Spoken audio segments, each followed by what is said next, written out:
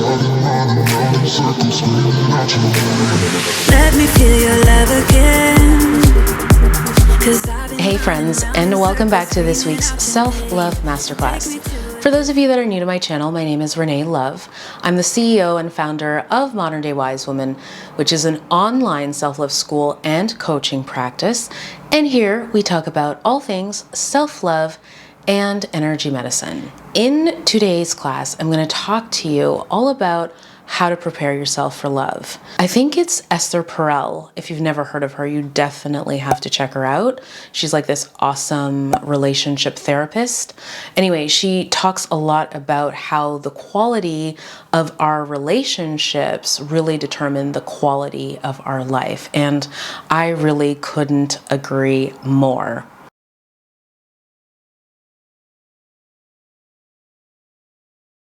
If you are new here, what you probably don't know is that this particular class is one inside of a massive series. This is a web series. It's called Self-Love Masterclass. And if you love this video, you can go on and binge like the rest of the other videos. I'll make sure that the playlist is linked somewhere over here. Without further ado, let's dive right into the class. When I'm working with people individually during a coaching session, we'll usually do a little bit of a background, a little bit of a health history to sort of understand where they're at, what's been going on, and then we sort of customize it. But I would say for the vast majority of people, which is who these videos are trying to serve, a good place for you to start is with healing your heart. And there are a few pieces to healing your heart inside of the prep for a new love. First is that you really want to ensure that you are giving yourself time to heal.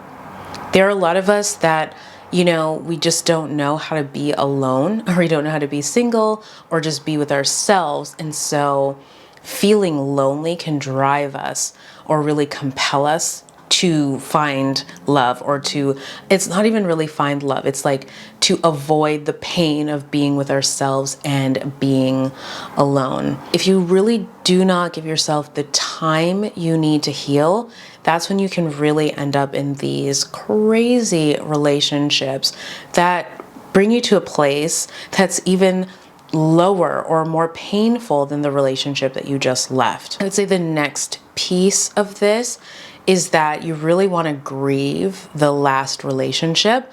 And grieving is particularly important if you were not the person that ended the relationship. Actually, it doesn't even matter. Even if you were the person that ended the relationship, there's a whole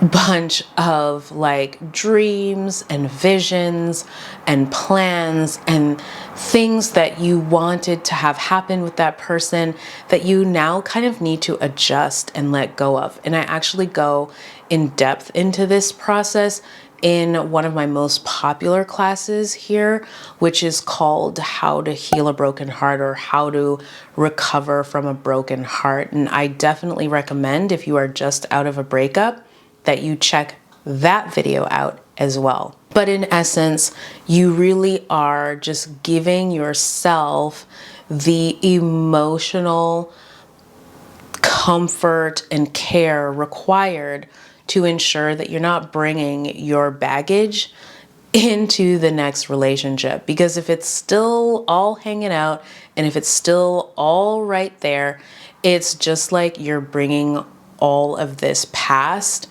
into your new relationship, and it's gonna be either a rebound relationship, or it's just gonna be really messy and unnecessarily painful. Not only that, but it actually has people that are kind of like, they've done that work, it's going to repel them. It's going to kind of like have them be like, I really like this woman or this man, but there's just something about them that I don't know, we're just not vibing, we're just not clicking. It's gonna feel off for them. And then you'll be there wondering why you have this great connection with someone, but they're just not feeling it with you. And then the other piece of this is you want to just check in with your heart. Like, you actually want to just maybe place your hands on your heart and just say, like, am I ready? Am I ready? Am I available? And listen to the answer honestly. Am I ready for love? Am I ready for a relationship? Your soul, your heart will tell you if you are. And I think it's important that if you hear the answer no, you actually listen to that and then you go, okay, so then if I'm not ready and I want to be, what are the things that I can do to become ready? And that therein sets a whole other process of healing in motion. But if you are a yes, then you would move on to the next steps that I'm about to share with you. The second part of this process is it's important to take care of your temple. And what I'm referring to is your body. Your body is your temple. And this is not about, I want to be clear, this is not about achieving someone else's beauty standard, or like, it's not about a specific aesthetic. It is about honoring your body. It's about honoring your temple. This is definitely something that is so huge and so important when it comes to really being able to prepare yourself for the kind of love that is going to honor you, that is going to really nourish you.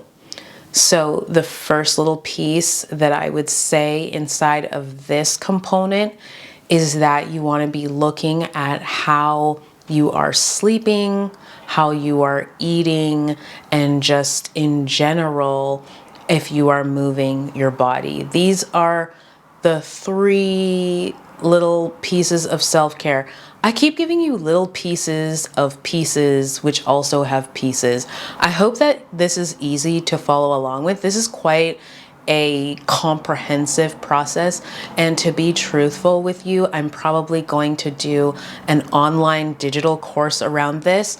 So follow along as best as you can. And if you're feeling like you need more, or like there's just so many steps inside of steps, don't worry. I'm going to have a course that will help you to walk through this. It will be coming out in a couple of months. How you are eating, how you are sleeping, and how you are moving your body is going to really affect your energy. It's going to affect your mental health. It's going to affect your ability to heal emotionally. If you are moving your body, you're going to be processing feelings and emotions, processing energy that you need to let go of. It's going to help you to release.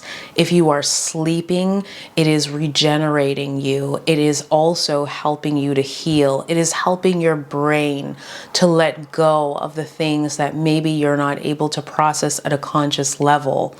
When you are eating food, well, I'll get into this a little bit more, but essentially we just want to make sure that you are eating consistently and eating at times that really serve you, and not eating or starving yourself, and not binging or like eating at times that actually disrupt your ability to sleep, your ability to move your body, etc. Okay, so definitely pay attention to these things. I also am going to recommend here that you do a little bit of mirror work. Mirror work is going to help you to connect with the deepest parts of yourself. It's going to help you to really get comfortable with yourself in a way that a lot of people aren't necessarily comfortable. And if you've never heard this before, if you've never really thought about this before, you know, when you're gazing into the eyes of another person, when you're really like holding that connection with them, it is like you are looking into yourself, or they are looking into themselves through you. That's why the eyes are so important. And so a good practice is mirror work, because it helps you to be somebody that doesn't do like, you know, when you're looking at somebody and they just kind of like dart off, or they can't really look at you.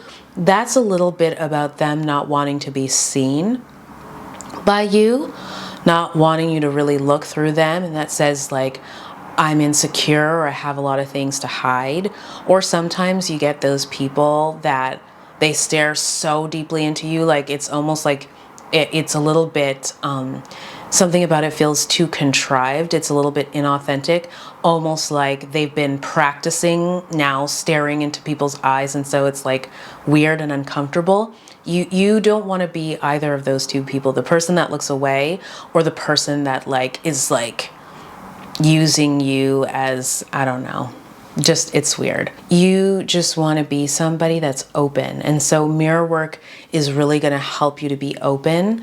First, by you being open with yourself, being comfortable looking into your own eyes, comfortable looking in the mirror without all these negative thoughts and negativity and all this stuff coming back at you, so that when you're with somebody, that is what they experience as well. So it's healing for you, and also preparation for the love of your life. And then the next piece of this step is that it's really important now, when you kind of have these other things taken care of, that you go deeper into food.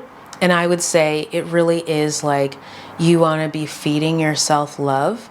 A lot of times for people, depending on when their last relationship was, whether it was really recent or it was a really, really long time ago, we tend to use food in a way to either avoid or to deal with the emotional pain that we're experiencing on a day-to-day, or from something that has happened to us, whether it's the breakup or something else.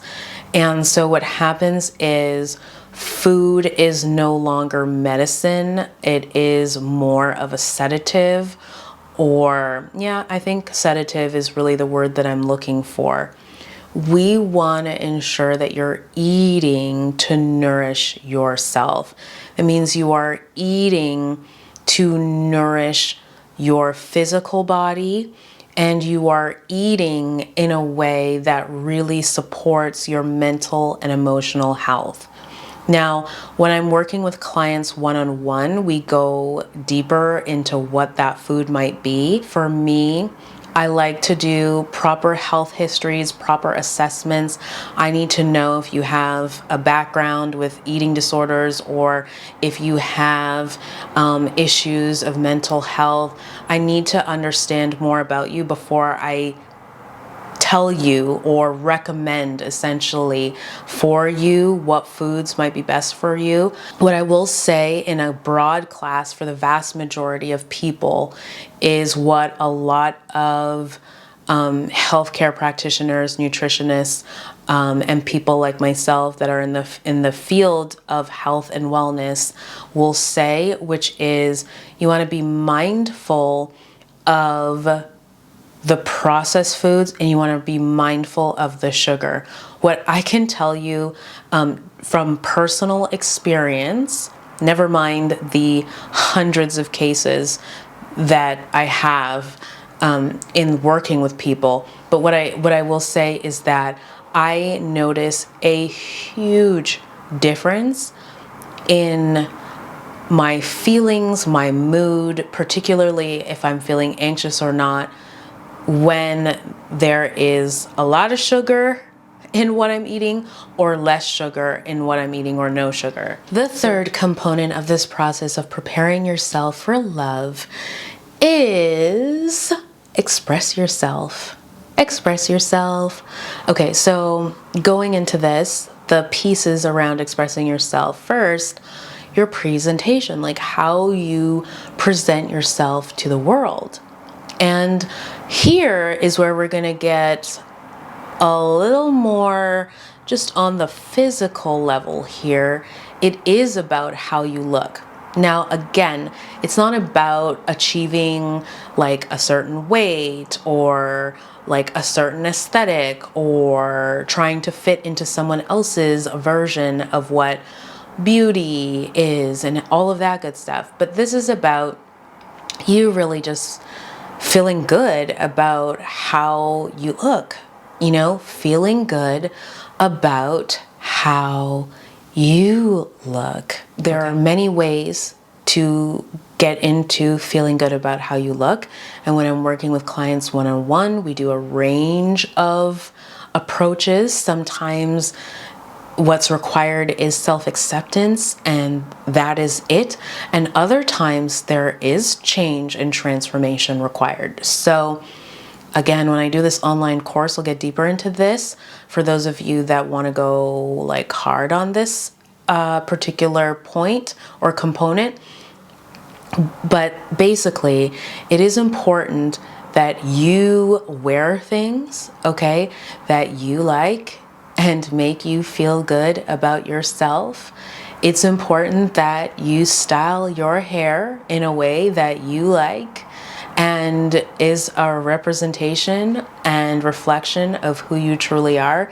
It's important that, like, when you are out in the world, in your physical form, because that's what your body is, and that's what your, vehicle is, and that's what your whatever else you have going on in physical form is all about. That's what people are looking at, that it is congruent and consistent with who you say you are, who you see yourself as. If that is way off for you and you're not feeling good, and like your wardrobe is like not a reflection of you anymore, and like all this stuff, if you've got insecurities around this stuff, you definitely want to work on it.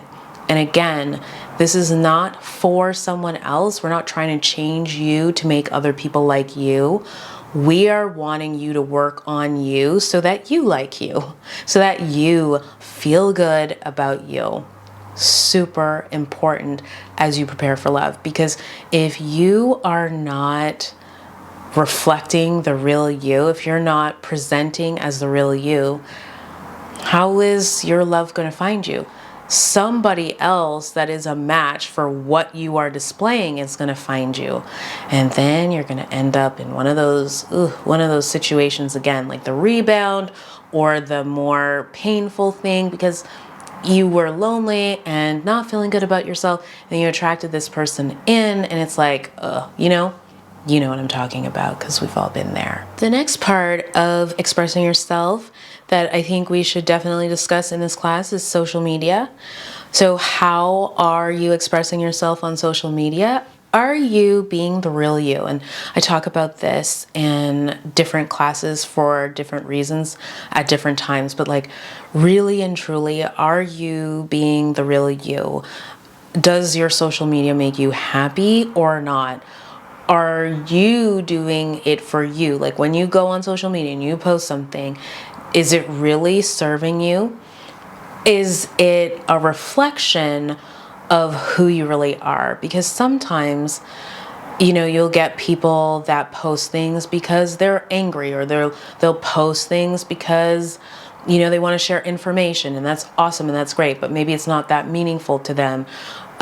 Or they're just posting things to get validation and approval from other people, like, which is not a bad thing. No shame or shade for doing that. You just want to look at what's driving that, because social media can be such an awesome thing for healing and for really attracting love and for, creating loving situations. Or it can literally be the thing that ruins you. It can be the thing that makes you so depressed. It can be the thing that makes you not feel good enough. It can be the thing that has you become someone that you don't even recognize. Be expressing yourself in and on or through social media in a way that really represents the real you and really is attractive to you and the people that you want to attract, right? It's the whole your vibe attracts your tribe thing. If you've never heard that before, I would be super shocked, but that's really what we're talking about. Use that social media to bring love in. And then the other part of this component, oh my gosh, like, self-expression is so much about what you do. And what I'm talking about is like what you do day to day. So if you are working, are you doing what you love? You know, that's really important. Why? Because when you're doing what you love, you give off a whole different energy, you give off a whole different vibe. You're happier, like you're just bringing, people near you because people want to be around that kind of energy. And additionally, when you're doing what you love, you tend to need to interact with more people that have similar values to you or like interested in the same things as you. Like, so you're communicating and networking and connecting with people that you are attracted to, and they are also more likely to be attracted to you. I would also add here that, when you're not doing what you love and when you feel stuck, it really closes down your heart and it hardens you a bit, and it can taint your view of life. It can taint your view of the world. And when you're operating inside of that mindset and that space, you might cross paths with somebody that is right for you, but because you're not in that space, you're more likely to miss whatever the opening is that's there for you. And you're so focused on like what you don't like rather than what you do like that it just muddies things up. It makes it a lot more difficult because there's just so much suffering happening and much more ego happening. Now, what I do want to add to this point is if you're doing something that you don't love, it's not the end of the world. I think there's a lot of people that there's a lot of snobbiness around this idea of you should know your purpose and you should be doing something so big and out there and extraordinary. The fact is, you could also, if you don't love what you're doing right now, find a way to love what you're doing, okay? Or take steps towards doing things that are more in alignment for you. And that is also awesome. That also is you expressing yourself and going to allow you to really just continue to open your heart and bring in somebody that is a match for you. I think preparing ourselves for love is really about ensuring that we're open and available for love, and then also ensuring that we are existing and being in a way that really draws and attracts and calls love in.